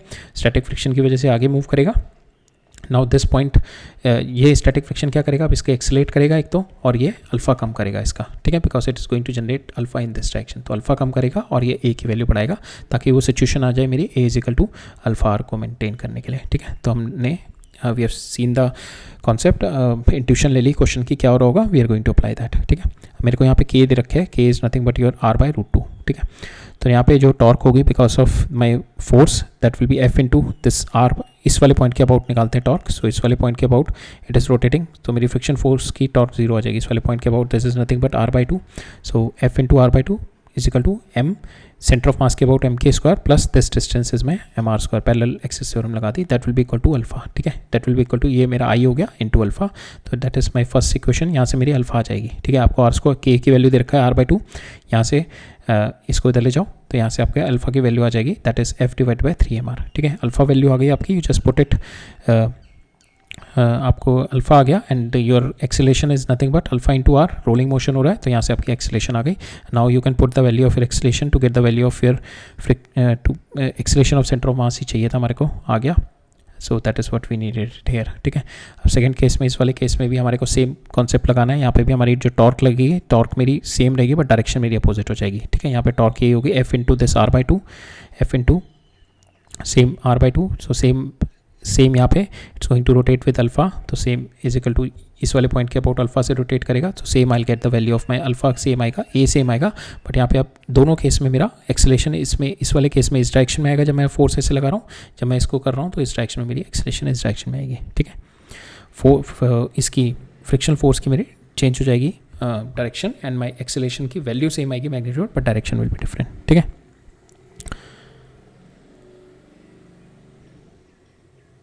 राइट, अब ये वाला केस देखते हैं। सो ये वाला केस भी जिस पे हम कंफ्यूज हुए थे उसी के बेस पे है। तो यहाँ पे क्या है ना, एक सिलेंडर है that is kept on a rough surface, यहाँ पे रफ सरफेस पे रखा हुआ है। ये नीचे वाला सरफेस मेरा स्मूथ है, this is my smooth surface and this surface is my rough surface, and now it is doing a rolling motion. ठीक है, इस पर रोलिंग मोशन कर रहा है, this is V and this is omega R. अब मेरे से पूछा है man is to hold the plank stationary, इस प्लैंक को इसको होल्ड करना है स्टेशनरी पे with respect to ground, we have to find out कितनी फोर्स लगा रहा होगा मैन यहाँ पे। ठीक है, कितनी फोर्स लगा रहा होगा मैन यहाँ पे, राइट। तो ये दो केस में देखते हैं, पहले वाला केस हम ये वाला देखते हैं, v is equal to omega R. v is equal to omega R का मतलब हो गया हमारा, ये वाला पॉइंट है मेरा, जब when v is equal to omega R वाली सिचुएशन आती है, when there is no external force, कोई एक्सटर्नल फोर्स नहीं है। ठीक है, देन इन दैट केस ये वाला पॉइंट मेरा स्टेशनरी है।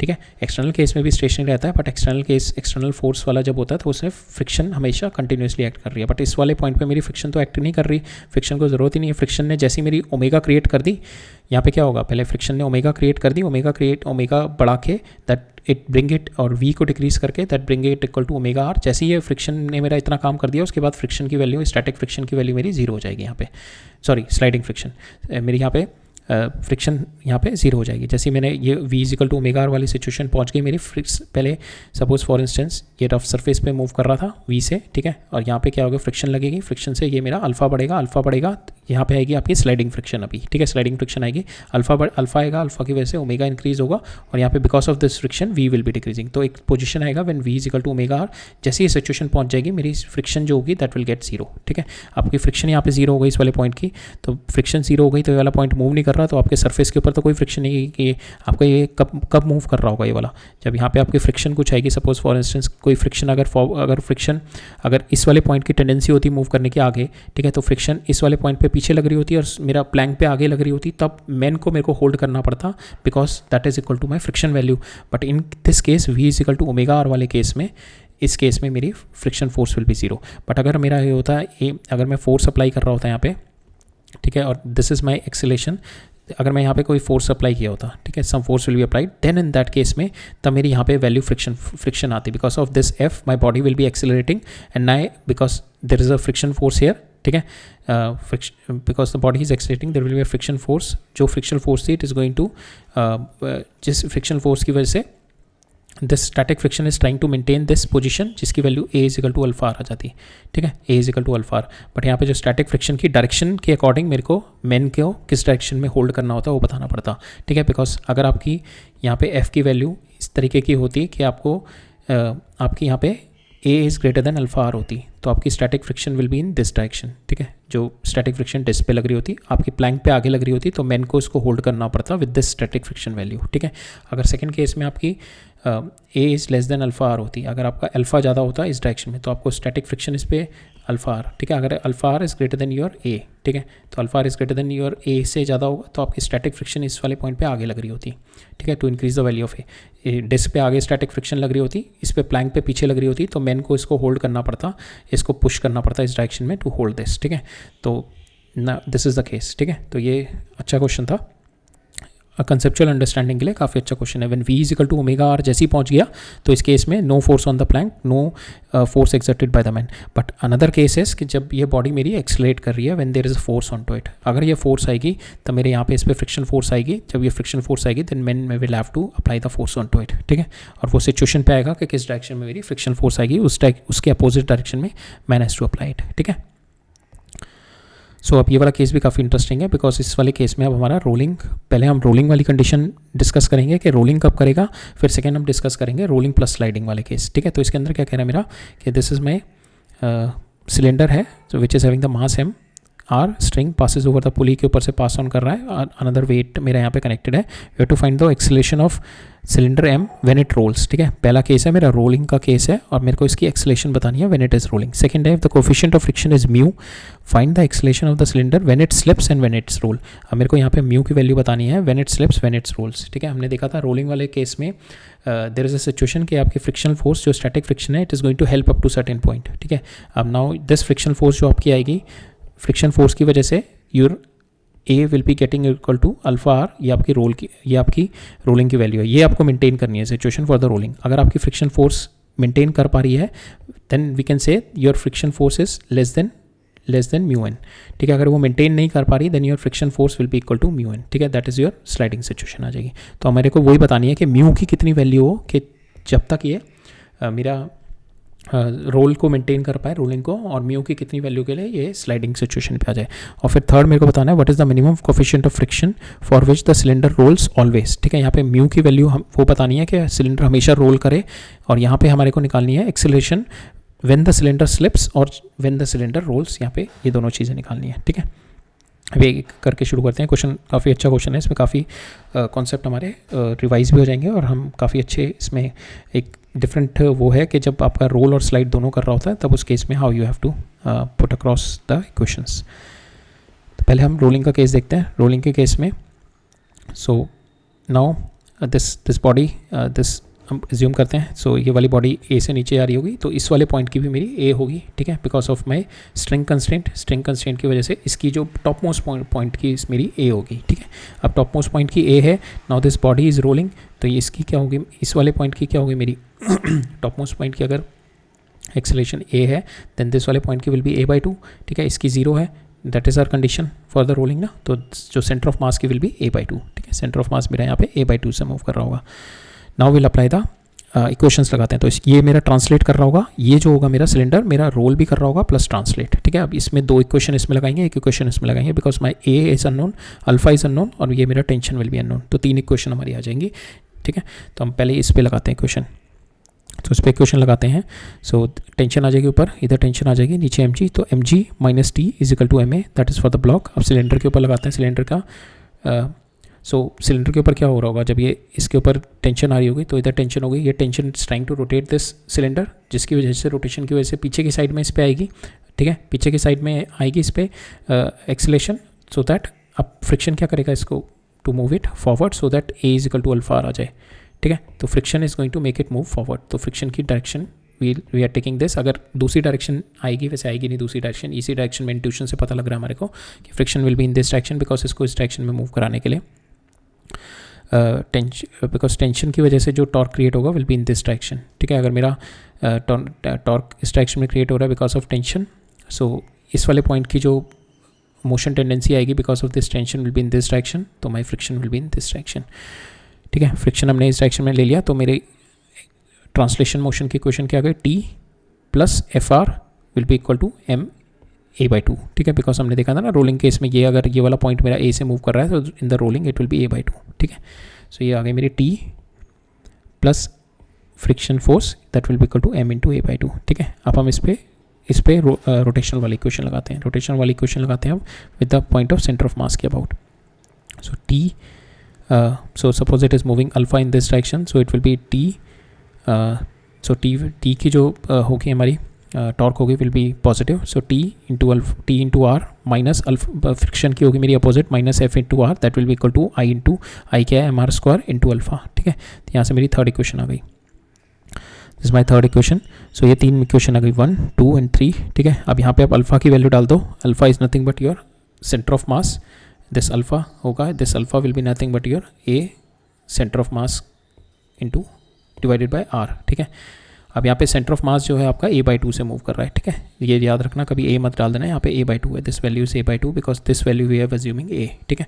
तो centre of mass will be, तो यहाँ पे हमारा अल्फा की वैल्यू you have to put a is equal to 2/r, ठीक है। यहाँ पे a is equal to 2/r डाल दो। Once you put this value a is equal to 2/r, so this equation will be reduce down to this. इसमें से now in these two equation आप t को एलिमिनेट कर दो, fr आ जाएगा। आप fr को एलिमिनेट कर दो, t आ जाएगा, ठीक है। जैसे ही आपका t आ जाएगा, you put it in this equation, आपको a की वैल्यू आ जाएगी। तो हमने तीनों इक्वेशन से तीन इक्वेशन से तीन वेरिएबल निकाल दिया। fr दैट इज ma8 आ गया, t की वैल्यू आ गई, एक्सेलरेशन मेरी ये आ गई, ठीक है। This is our case of our rolling. अब रोलिंग कब होगी आपकी, when your fr is less than equal to mu into n, ठीक है, तब उस केस में आपकी रोलिंग होगी। तो then fr when there is no slipping in this case, when your this friction is less than your mu n, ठीक है। तो आपका म्यू की वैल्यू कितनी आ गई, ma divided by this. So mu is equal to, यहाँ पे है ना हमारा दिस वन, तो आप a की वैल्यू भी यहाँ पे उठा के डाल सकते हो। तो यहाँ पे आपकी म्यू की वैल्यू हो गई ma डिवाइडेड बाय 8 mg, ठीक है। So that is your friction force, that is your coefficient of friction to always roll never slipping, ठीक है। अब सेकंड केस देखते हैं हम। ये देखा लिया हमने, acceleration of the cylinder when it's roll, ये आ गई, ठीक है। सेकंड हमने देखा find the minimum value of coefficient of friction that it always roll. तो this minimum value of coefficient of friction will be ma divided by 8 mg। a की value आप ये डाल दो, ठीक है, 8 की वैल्यू ये डाल दो, you will get the answer. Mu की मिनिमम वैल्यू आपकी हमेशा ये रहनी चाहिए, ठीक है। इससे कम अगर म्यू की वैल्यू हो गई तो it will do the sliding and slipping also. अब हम तीसरी वैल्यू निकालते हैं, coefficient of friction of mu when it is slipping, ठीक है। So when the body is slipping, then इस केस स्लिप वाले केस में क्या होगा, अगर ये a से मूव आ रहा है, ये a से मूव आ रहा है, so this a will not, so यहाँ पे अब इस केस में जो होगा this a and this will not be equal to, this will not be equal to a/2। अब ये a/2 के बराबर नहीं होगा because now our situation is a is not equal to alpha r। अब ये वाली सिचुएशन नहीं है हमारी, व्हेन द रोलिंग और स्लिपिंग दोनों हो रही है। तो my centre of mass is not be equal to acm will not be equal to my alpha r, ठीक है। तो अब हमारे को कंस्ट्रेंट रिलेशन लगाना पड़ेगा। इसकी वेलोसिटी कितनी होगी, suppose it is now moving with acm, a centre of mass से मूव कर रहा है and it is my alpha. तो नाउ मेरी एक्सेलरेशन जो होगी that is acm centre of mass plus alpha into R, ठीक है। ये मेरी अब एक्सेलरेशन ऑफ माई ब्लॉक होगी, ठीक है। अब एक्सेलरेशन ऑफ मेरी ब्लॉक की ये होगी, ठीक है। पहले वाले सिचुएशन में हमने क्या किया था, a ये हो गया था और सेंटर ऑफ मास से हमने a/2 कर दिया था, but now this is my condition, ठीक है। acm plus alpha R, because now my acm is not equal to alpha R नहीं है मेरा, ठीक है।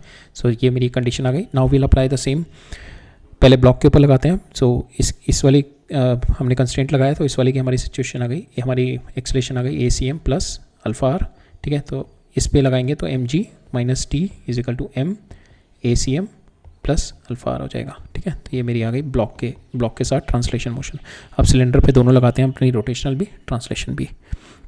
सिलेंडर पे लगाई हमने, तो cylinder is moving in this direction, तो t इंटू आर, ठीक है, सेंटर ऑफ मास के अबाउट लगा रहे हैं, और इसका माइनस तो इस डायरेक्शन में मूव कर रहा है, तो टेंशन भी इसको सपोर्ट करेगा अल्फा को, तो अल्फा वाली डायरेक्शन में टेंशन विल बी पॉजिटिव, इसकी अपोजिट होगी माइनस। यहाँ पे क्या है हमारी friction force will not be, fr is not equal to my, यहाँ पे स्टैटिक फ्रिक्शन नहीं है, यहाँ पे लिमिटिंग फ्रिक्शन आएगी, fr की वैल्यू आ जाएगी अब लिमिटिंग फ्रिक्शन, बिकॉज यहाँ पे हमारी बॉडी जो है स्लाइड भी कर रही है ना, बॉडी इज स्लाइडिंग ऑल्सो, ठीक है। यहाँ पे अब मेरी जो हमने यहाँ पे fs की वैल्यू जो यहाँ पे निकाली है, इन दिस केस हमने fs की वैल्यू निकाली है ना, this is your static friction, ठीक है। So this is lesser then your limiting friction value. Limiting friction कुछ और है आपकी, limiting friction is mu mg, this is your limiting friction, but आपने fs निकाली, आपको इतनी ही ज़रूरत थी तो उतनी ही हमने स्टैटिक फ्रिक्शन निकाल दी to make the body roll, ठीक है। बट अब इस सिचुएशन में क्या है, my body is also accelerating, तो मेरे को उस सिचुएशन में निकालनी है एक्सेलेशन, ठीक है। My body is sliding plus rolling, तो मेरे को उस सिचुएशन में एक्सेलेशन निकालनी है, ठीक है। तो यहाँ पे मेरा म्यू कोफिशिएंट ऑफ फ्रिक्शन है, तो I will put mu mg, ठीक है, बिकॉज माई यहाँ पे जो fr की वैल्यू आएगी, this fr will be limiting friction because rolling plus sliding दोनों हो रहा है अब, ठीक है, रोलिंग प्लस स्लाइडिंग दोनों हो रहा है अब, राइट। और मैंने क्या किया, यहाँ पे म्यू mg r पूरा डाल दिया, यहाँ पे फुल वैल्यू मैंने जो भी लिमिटिंग वैल्यू की थी, ठीक है।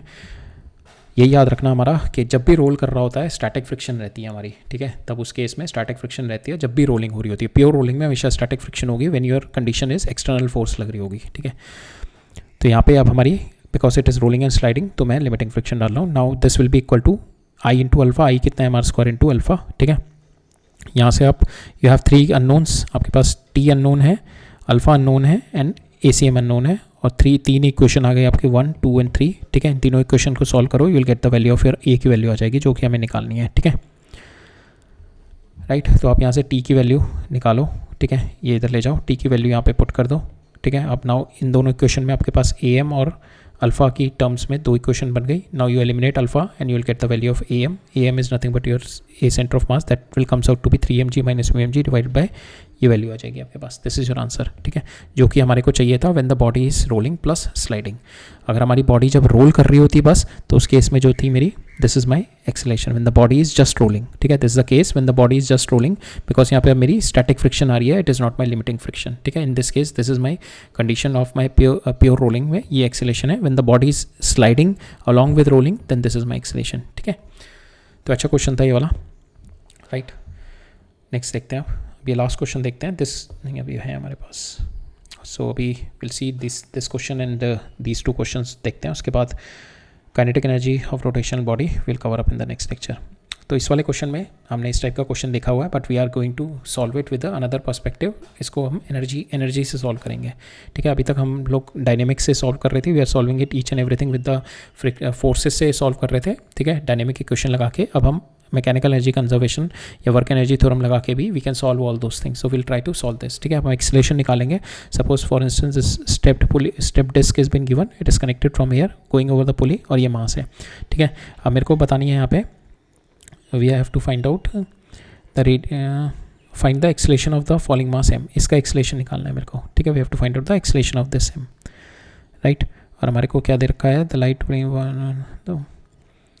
placed on the horizontal surface, ठीक है, double disk, the short connecting tube leaves tangentially and passes over the light pulley. The mass m is attached to the end of the ring. The radius of the connecting tube is r and the mass is this. Find the acceleration of the falling object, ठीक है। We have to find out the acceleration of this falling object. And this body is rolling, it's been given. This disk is rolling, ठीक है। disk is rolling means ये वाली जो यहाँ पे हमारी जो we have to find out first concentration, suppose it is coming down with velocity।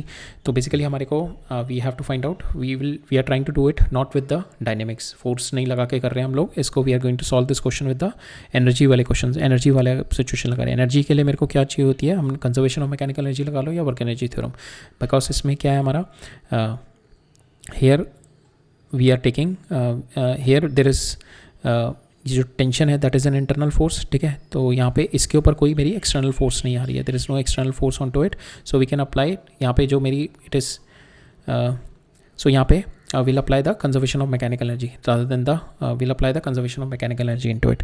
और कंजर्वेशन ऑफ मैकेनिकल एनर्जी जो होगी मेरी will apply it in the case when there is no और when conservation of mechanical energy we can apply when there is no non-conservative forces, ठीक है। non-conservative forces मेरी नहीं है then I can apply, and because there is non-conservative forces, because इस वाले point जो है मेरा it is an static friction, ठीक है। इस वाले point पे static friction है, that means this point is not at all moving। तो इसका जो work done आएगा static friction की वजह से, the work done by static friction is 0, ठीक है।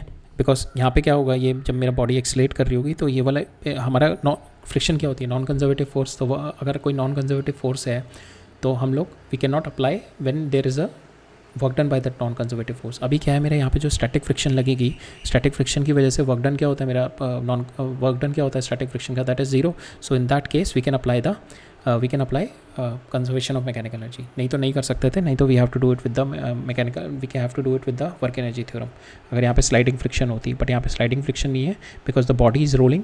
रोलिंग के केस में मेरी जो फ्रिक्शन आएगी that will be static friction, और स्टैटिक फ्रिक्शन की वजह से जो होता है वर्क डन इज़ 0, ठीक है। And then and static friction is by non conservative force, but it's का वर्क डन 0 है, देन वी कैन अप्लाई हर conservation of mechanical energy, ठीक है। there will not be any loss of mechanical energy because work done by this non-conservative force friction is coming out to be 0. तो in this case I can apply conservation of mechanical energy। conservation of mechanical energy लगाते हैं कि now suppose mechanical energy conservation में मेरे को velocity चाहिए होती है. So will take suppose it is coming down with at certain instant of the time it is coming down with velocity v and is going here with velocity v. ठीक है, और ये नीचे गिरेगा, h नीचे गिरेगा. सो because of decrease in my potential energy इसकी velocity increase हो गई. ये वेलोसिटी इंक्रीज करेगा, इसकी भी वेलोसिटी इंक्रीज होगी. तो हमारे जो सिचुएशन बनेगी कि decrease in potential energy is going to increase in kinetic energy of this plus increase in kinetic energy of this and rotational kinetic energy of this. ठीक है, इसमें दो एनर्जीज आएंगी मेरी. एक तो रोटेशनल काइनेटिक एनर्जी आएगी इसकी because it is rotating about this centre, और दूसरी आएगी इसका सेंटर ऑफ मास में मूव कर रहा है. ठीक है, तो इसके अंदर जो मेरी बॉडी होगी इसके अंदर दो काइनेटिक एनर्जी होगी. अभी हमने देखा नहीं है वाला concept. In the next lecture we are going to see, but हमने सेंटर ऑफ मास में हमने देखा था.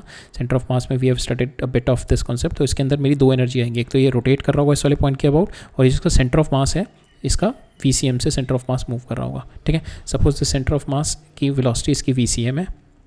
ठीक है, and it is rotating with omega. अब मैं कंस्ट्रेंट निकालता हूँ. ये V जो है मेरा, suppose it is coming down with V, तो इस वाले पॉइंट की भी V होगी, तो ये जो B है इसकी भी V होगी. तो B की मेरी वेलोसिटी कितनी होगी? मेरी velocity of my B is my ये वाली V वेलोसिटी, और इसके पर्सपेक्टिव में निकालते हैं तो velocity of my B will be equal to VCM minus omega R. ठीक है, that is my velocity of my B. ठीक है, velocity of B is this. Now you put now we will do v की velocity इसकी velocity निकालते हैं. तो hair मुझे यहाँ पे हमारे को इसकी हम लिख सकते हैं VB जो है मेरा, that is nothing but VCM minus omega को हम लोग लिख सकते हैं VCM divide by R, capital R. ठीक है, बिकॉज रोलिंग सिचुएशन है तो VSM is equal to omega R. ठीक है, इसको मैंने ये लिख दिया इंटू R. तो यहाँ से मेरा VCM आ गई, that is nothing but VR divided by R minus R. ठीक है, तो ये मेरी सेंटर ऑफ मास जो जिससे मेरा सेंटर ऑफ मास मूव कर रहा होगा उसकी वेलोसिटी आ गई. तो we have seen the constraint relationship से ये और इसके बीच में रिलेशनशिप भी आ गई मेरी. ठीक है, because of the constraint relationship, right. So this comes out to be equal to VCM is equal to VR divide by R minus R. Now हमें बस अब हमें एक्सेलरेशन निकालनी है ऑफ द फॉलिंग मास. तो हम लोग इसकी वेलोसिटी निकालते हैं with the conservation of mechanical energy, that is decrease in my potential energy of the system is equal to increase in kinetic energy. तो दैट मीन्स ये ब्लॉक अगर मेरा MGH नीचे गिरेगा तो ये MGH जो मेरी पोटेंशियल एनर्जी कम हुई है it is going to increase the इसकी काइनेटिक एनर्जी बढ़ाएगा प्लस इसकी काइनेटिक एनर्जी बढ़ाएगा. अब इसके अंदर मेरी दो काइनेटिक एनर्जी, एक रोटेशनल काइनेटिक एनर्जी है और एक मेरी ट्रांसलेशन काइनेटिक एनर्जी है. ठीक है, तो यहाँ पे मेरी ये दोनों पड़ेंगे. तो that is what we are going to apply. Mass जो मेरा नीचे गिरा है उसकी पोटेंशियल एनर्जी डिक्रीज हुई, increase in the kinetic energy of the small mass.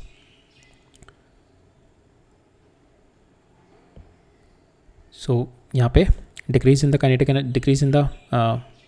Potential energy of my small mass, increase in the kinetic energy of my small mass, increase in the kinetic energy of my spool. ठीक है, यहाँ पे just apply MGH is equal to MV square. Suppose इसकी at instant V velocity है, इसकी कितनी हो जाएगी? Capital M into center of mass square plus I into omega square. That means जो मेरी काइनेटिक एनर्जी हम लोग नेक्स्ट लेक्चर में देखेंगे किसी भी रोटेटिंग बॉडी की और ट्रांसलेट भी कर रही है तो उसकी जो काइनेटिक एनर्जी होती है हाफ टोटल मास इंटू उसके सेंटर ऑफ मास की velocity square, that is going to give my translation velocity, translation kinetic energy, और half I into omega square देती है मेरी रोटेशनल एनर्जी. ठीक है, तो यहाँ से मेरी ये वैल्यू आ गई.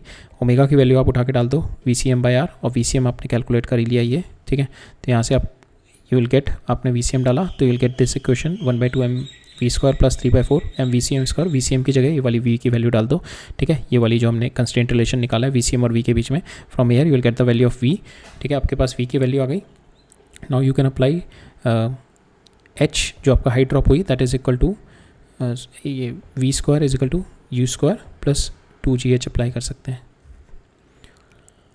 ठीक है, तो यहाँ से हम ये एक्सेलेरेशन जिस एक्सेलेरेशन से नीचे गिर रहा है, तो यहाँ से मेरी इनिशियल अगर ये है तो फाइनल अगर मेरी वेलोसिटी इस पॉइंट पे V है तो यहाँ पे एक्सेलेरेशन निकालनी है ना. तो acceleration comes out to be equal to V square जो आपकी ये वेलोसिटी आई है डिवाइडेड बाय 2H. ठीक है, आपका जो ड्रॉप हुआ है H. ठीक है, तो यहाँ से आपका you can easily get the value of your acceleration भी आ जाएगी यहाँ से. ठीक है, तो हमने we have solve this question with respect to because हमारे को एक्सेलेरेशन चाहिए था ना, ये H इज़ माई अननोन, तो यहाँ से मेरा H से H कैंसिल हो जाएगा. When you put this value तो आपके पास एक्सेलेरेशन आ जाएगी ये वाली. ठीक है, इन दिस टर्म. तो ये we have solve it with the energy question. ठीक है, एनर्जी से हमने सॉल्व कर लिया rather than going through the और डायनेमिक जो हमने फोर्सेस लगाने की जगह हमने इससे सॉल्व किया ये. ठीक है, तो आप हमने देखा था, हमने ऑलरेडी अपना जब हम लोग वर्क एनर्जी थ्योरम देख रहे थे, वर्क एनर्जी वाला चैप्टर देख रहे थे, तो उसमें भी हमने देखा था काफ़ी क्वेश्चंस जो है हम लोग वी स्किप द एक्सेलेरेशन वाला पार्ट स्किप कर जाते हैं, बिकॉज हमारे को जो न्यूटन सेकेंड लॉ है वो हमारे को पॉइंट बाय पॉइंट की इन्फॉर्मेशन देता लगता है कि इस पॉइंट पे इतनी एक्सेलेरेशन है, इस पॉइंट पे इतनी एक्सेलेरेशन है, इस पॉइंट पे इतनी फोर्स है, बट ये मेरे को जो इनिशियल और फाइनल की पोजीशन देता है, इनिशियल ये है, फाइनल ये है, ठीक है। तो बीच का सिचुएशन नहीं बताता मेरे को कि इनिशियल क्या है। अगर मेरे को पूरे मोशन का पिक्चर चाहिए then I have to go with the dynamics Newton's के सेकंड लॉ से। अगर मेरे को इनिशियल और फाइनल के बीच में चाहिए then I can go with my work energy, ठीक है। बट वर्क एनर्जी वाले से you can easily solve the questions because आपका जो इंटरमीडिएटरी स्टेप होता है एक्सेलेरेशन वाला दैट विल गेट रिमूव्ड, ठीक है। अभी लास्ट क्वेश्चन देख लेते हैं then will wrap it up. तो इसके अंदर क्या है आपका, इस तरीके से एक सिलेंडर रखा हुआ है which is kept on the rough plank, ठीक है। यहाँ पे रफ सरफेस है, this is a rough surface, इसके ऊपर प्लैंक के ऊपर रखा हुआ है आपने। Now you apply the force here, we have to find out the maximum force that needs to apply so that this cylinder will be rolling, ठीक है। हमारे को मैक्सिमम फोर्स ऑफ एफ निकालनी है कि cylinder will be rolling, no sliding will be happening. तो rolling के लिए सिचुएशन क्या होती है मेरी, ये जो बॉटम मोस्ट वाली है, सपोज नाउ इसके ऊपर जो फ्रिक्शन लगी, ये आपने फोर्स लगाई तो जिसकी वजह से it is having the tendency to rotate like this, तो जो बॉटम मोस्ट पॉइंट होगा इस पे पीछे की साइड में अल्फा आर लगेगा, ठीक है। तो इसको अपोज करने के लिए friction will be in this direction. तो ये मेरे दोनों पे जो सरफेस पे मेरी friction will be in forward direction, ठीक है। तो my acceleration will be in this direction, ये एक्सेलेरेशन आ जाएगा। तो मेरी इक्वेशन बन जाएगी इसकी एक तो ट्रांसलेशन वाली 2F इजिकल टू ma, ठीक है। तो ये मेरी इक्वेशन बन गई ये वाली, पहले 2F is equal to ma। Second equation में बना सकता हूँ because of this it is getting normal और नीचे mg, तो सेकेंड इक्वेशन में लगा सकता हूँ इस पर f because f is in vertical, f plus mg is equal to 2n, ठीक है। ये मेरी सेकेंड इक्वेशन हो गई ट्रांसलेशन में। थर्ड इक्वेशन में बनाऊंगा इसकी रोटेशनल वाली, रोटेशन में क्या हो गई, f into this r/2, no sorry f into I'll get it from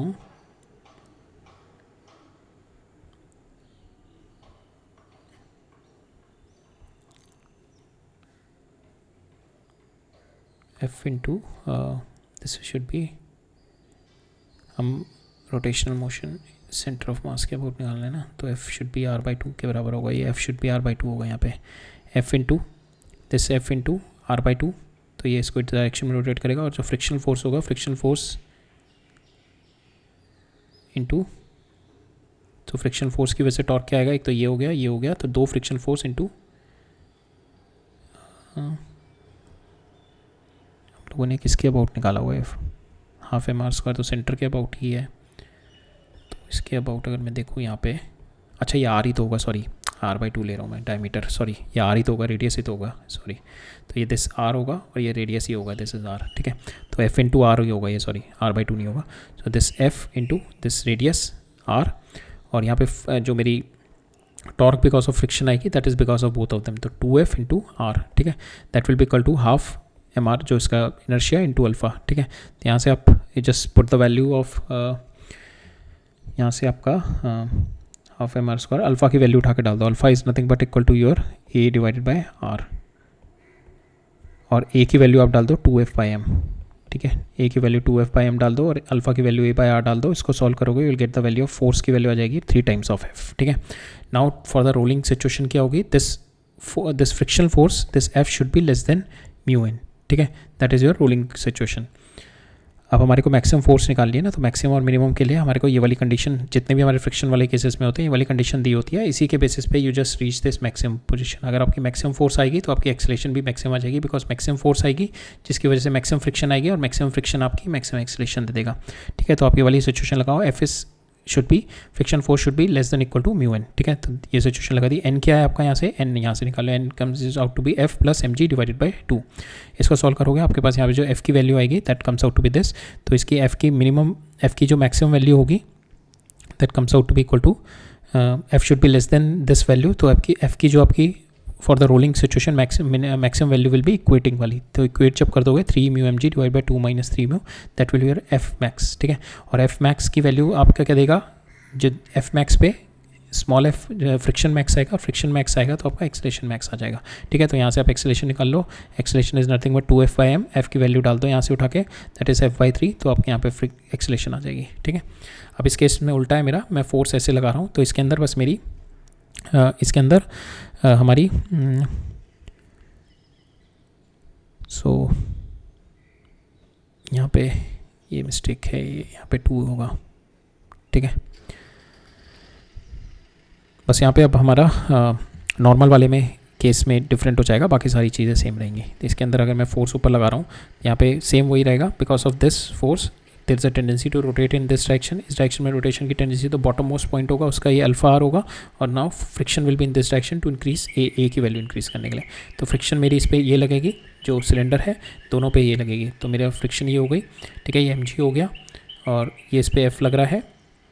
तो आई कैन इक्वेट नॉर्मल भी इस पे ग्राउंड से ये नॉर्मल आ रहे हैं, तो I can equate 2n plus f is equal to mg। Second मेरी लगेगी 2 small f is equal to ma, ठीक है, इस डायरेक्शन में जो लगेगी, ये बिकॉज ऑफ फ्रिक्शन, ये मेरी फ्रिक्शन लग रही है ना, दीज आर माई फ्रिक्शन, तो 2 times of f that is equal to ma। और थर्ड पे लगाएंगे हम लोग अपनी रोटेशनल वाली, तो f इंटू आर, ठीक है, minus 2f into are that will be equal to mr square into alpha, ठीक है। ये इनर्शिया इंटू अल्फा, इससे सॉल्व किया, सेम हमारा यहाँ पे इसी को सॉल्व किया था, और ये दोनों तो मेरे सेम ही क्वेश्चन है दोनों में, ठीक है। तो इसको सॉल्व करेंगे, f comes out to be equal to 3f, इसमें भी यही आएगा। अगेन यहाँ पे हमारी जो वैल्यू होगी f should be less than equal to mu N, but यहाँ पे जो मेरा n है दैट इज़ डिफरेंट, ठीक है। यहाँ पे हमारा n था दैट इज़ डिफरेंट, यहाँ पे n डिफरेंट है। यहाँ पे n comes out to be equal to mg minus F divided by 2, यहाँ पे mg प्लस एफ था, यहाँ पे mg माइनस एफ हो जाएगा आपका, ठीक है। यहाँ पे mg प्लस एफ था, यहाँ पे mg माइनस एफ हो जाएगा, ठीक है। तो यहाँ से हमारा फ्रिक्शन फोर्स आ गई, this is our friction, this is our, इसको सॉल्व करोगे, फ्रिक्शन फोर्स यहाँ से उठा के आपने डाल दी दिस वन, ठीक है, f/3, and friction forces should be less than equal to mu N to maintain the situation of our rolling. तो फिर आपकी फोर्स की वैल्यू आ जाएगी यहाँ पे दिस वन। तो यहाँ पे बस हमारा ये यहाँ पे जो साइन में चेंज आया, तो यहाँ पे आपकी maximum force will be lesser than this for the sliding. यहाँ पे ज़्यादा थी आपकी फोर्स, बिकॉज यहाँ पे नेगेटिव साइन है ना, तो यहाँ पे जो फोर्स की value comes out to be more, यहाँ पे फोर्स की वैल्यू कम्स, मैक्सिमम फोर्स की जो भी वैल्यू आएगी that is lesser than this when your force in the upward direction, ठीक है। ये आपकी वैल्यू आ गई। From here you can put this value in, F की वैल्यू आप स्मॉल एफ में डाल दो, यहाँ पे डाल दो, यहाँ से स्मॉल एफ निकाल लो, and you put this value small f here, you will get the value of your acceleration, ठीक है, right. So that's all for today. अब ये काइनेटिक एनर्जी रह गया था, we have already passed 15 minutes, ठीक है। फिर विल सी काइनेटिक एनर्जी वाला part in the next lecture. Kinetic energy next में देखेंगे, देन काइनेटिक एनर्जी के बाद हमारा power and work energy theorem based question हैं that we are going to see, right. So ठीक है फिर, all right, thank you, will meet up in the next lecture.